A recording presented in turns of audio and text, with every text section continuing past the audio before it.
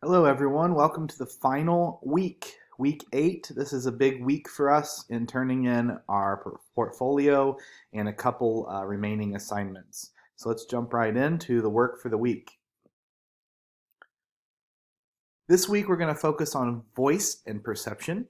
You've read a bunch of gorgeous literary works this semester and paid attention to how those authors use literary conventions to make magic. Now it's time to move beyond emulation to find your own voice. The good news is you already have voice. In Right Moves, Nancy Pa says that if you are an alive person, you don't need to be taught how to be or how to invent an animated presence. You are one, you have one. In this last module, you will read one chapter of the textbook, engage in some creative play, read a poem and a story and an essay, discuss what you learned with your classmates, and finally compile your portfolio. The graded work here, you can see there are 3 items. The first is your last creative play journal worth 15 points. You do have a discussion, and I want to talk briefly about the due dates on this discussion. And I'll get to that when we get to that page. It's a little different this week. You're going to do your first submission Wednesday, and then your peer replies by Friday. And then finally, your portfolio, which we'll talk about in detail as well. Alrighty, so you know how these go as in terms of your creative play journals. The activities for this one are listed in the Your Moves section following the voice and perception pages. Um, so choose one of the activities listed on page 130 to 132 and draft and edit a creative work. These have been great. I've been very impressed with your work throughout a wide variety of texts and things chosen, and it's really great to see you guys expanding your repertoire as writers and really honing in on your voice. I'm really appreciative of that. Okay, so this week's discussion, we're going to talk about authors Susan Lester, Simon Rich, and Priscilla Uppel. You're going to read 3 creative works, so an essay by Susan Lester on page 309, a poem by Priscilla Uppel on page 404, and a short story by Simon Rich, pages 374 to 376. So as you see, there's only like 4 pages, 5 pages to read. So they're not long. They're not things that are long, and hopefully you'll be able to read those at least once, maybe more than once. And then you're going to respond to these questions. So number 1, how do these authors use literary conventions effectively? You may have to analyze the theme or other literary elements of the creative work first so you can put your response in context. You want to use specific examples, direct quotes, and paraphrases from the creative works and the chapters you read. And you want to use proper MLA in-text citations. You do not have to put in a works cited page. I know where this comes from. Just make sure you cite the page number, etc. And secondly, how does this analysis of literature help you draft your own creative work? So that's more of a reflection. You can feel free to use examples of your own writing to explain. So your initial post should be 250 to 300 words, and it needs to be due and turned in by Wednesday night at 11:59. And then 2 peer replies of 100 to 150 words each should be turned in by Friday night. Okay, and so that's the last discussion that we will do for this semester as well. Okay, there is an optional creative play. Again, these are not graded. The only reason why they're just for practice. I have mentioned before, let's say you are teetering on the edge of a B, or let's say you have an 89% B and a 90% is an A, and you've done all the work. So you've made up all the work already. That's the first step. If you're missing work, obviously make up the work. If you've made up all the work and you're still lagging behind in points, and I see that you do 1 or 2 of these, I am more likely to bump up your grade than I am if you haven't done any of these creative plays. So that's kind of where that comes in, but they're totally optional for you. Finally, I want to spend some time talking about and detail this portfolio. If you have questions about this portfolio, please do not hesitate to email me and ask, because I want to make sure that you're clear on what exactly you're to do here. All right.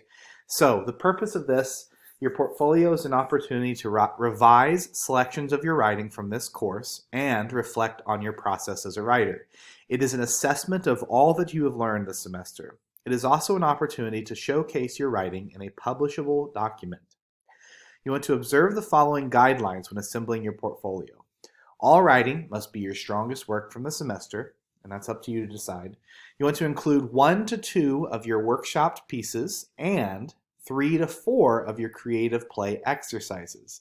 So we did 3 workshopped pieces this semester. You want to include 1 or 2 of those, depending on length, and 3 to 4 creative play exercises. So your 3 or 4 favorite ones could even include the one you do this week. That's fine, and we'll take it from there.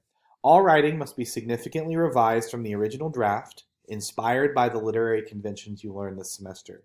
Your workshopped pieces may be revised beyond what you submitted as a revision, or if you are satisfied, just as it was submitted. So what we mean there is, you obviously submitted an initial draft, right?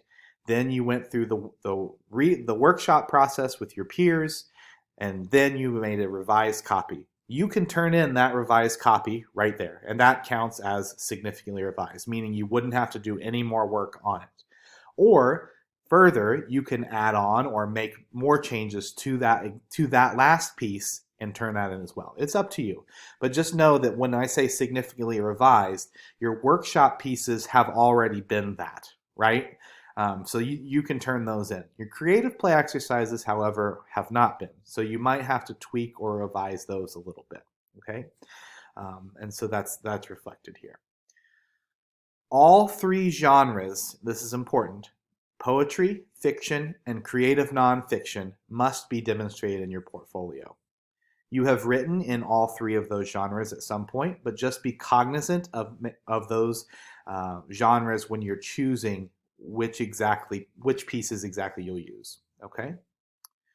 The portfolio should have a title page with your name and an original title centered in about the middle of the page. So that's a title for your collection. You're viewing this as almost like a book of yours that you're selecting. So your title will be something that reflects your work as a whole. You should then have a table of contents listing the title of your piece and the genre of each piece. And then the first thing in your portfolio, before you get to all of your revised work, should be a 2-page foreword, so for meaning before the work, right, that provides a self-reflection of your revision process. This helps you be aware of all you have learned in a short time. It will also help your instructor, me, identify your creative effort. And here's some more further instructions on the foreword, right? So in your foreword, you should describe how you approach selecting and revising your pieces for the portfolio. So discuss that process. Discuss the most significant changes you made to pieces as a result of your feedback. Which pieces you feel most satisfied with and why. The most important or useful techniques you learned this semester. What discoveries you made this semester about your writing and your creative process. What you learned while reading the text for this course. You want to reflect on at least 3 texts from the term, 1 of each genre represented, and explain what you learned about creative writing and self-expression from those texts. The texts you discuss may come from your book or from the readings discussed on the discussion boards. Okay, so that's the foreword. That's really the only new content you are creating this week, is the foreword. That's the only thing that you're writing that's new. Everything else is stuff that you've already written. Okay, each new piece of writing should begin on a new page. That is, so let's say you have a 3-page short story that is really two pages and on top of a third. Your next submission should not follow it on that same page. It should have a page break, and then it should start in on the next page. Okay, you're going to end up being about 10 to 20 pages in this portfolio. Anything significantly shorter than that will be a problem. Anything significantly longer than that will be a problem. So it's a pretty wide range, and I'm thinking that it will be very difficult for you not to fall somewhere at least in that category. So if you do the 1 to 2 workshop pieces, the 3 to 4 creative journals, etc. Okay, I know that's a lot to take in. It's a lot to grasp. Again, the only thing that you're creating new in the portfolio is the foreword, answering these questions. That is time consuming, so please do not wait until Sunday night to do this.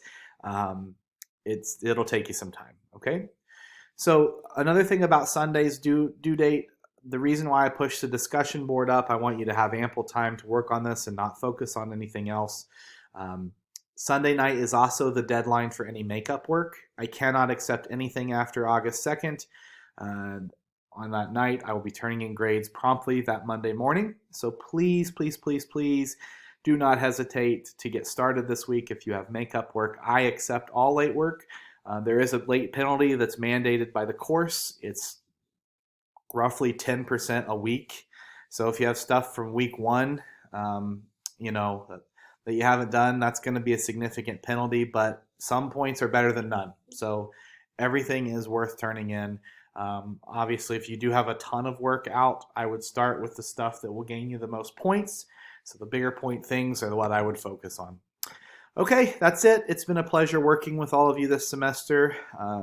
I know, this was always going to be an online class, but I know all of your courses have been virtual, and most of them will continue into the fall and maybe even into the spring, as our country does not have a handle on this pandemic and does not seem to be interested in having one anytime soon.